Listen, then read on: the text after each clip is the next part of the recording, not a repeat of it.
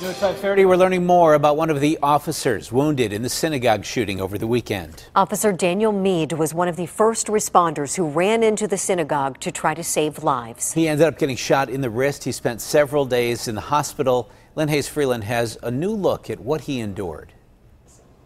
There was nothing special about Saturday morning. Diane Mead did what she always does, talk to her brother, Pittsburgh police officer Dan Mead, on the phone. Saturday morning, I was talking to my brother on the phone, Danny, at actually 9:47 a.m. He was going into roll call at 10. The next time she heard from her brother was about 20 minutes later. He had called me from the ambulance, and he was yelling, and he said, "Diane, I've been shot. They blew off my hand.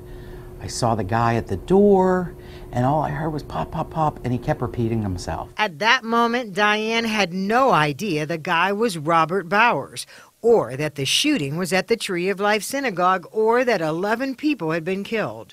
The biggest thing for me was I really didn't know if he was going to live from his description.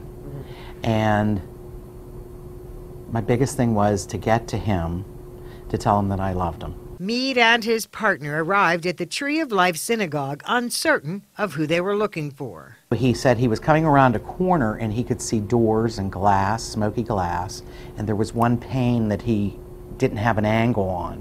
So everything was okay, and when he came around the angle, he saw a white male standing there with a gun pointed at him, and he heard pop, pop, pop, pop, pop, and he went down.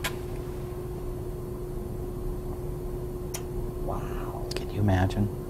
Officer Mead is expected to make a full physical recovery, but his road will be difficult. He actually had a bullet that had entered through the wrist and came out the other side, and obviously a lot of fractures, shattering, and things like that. Pins were put in.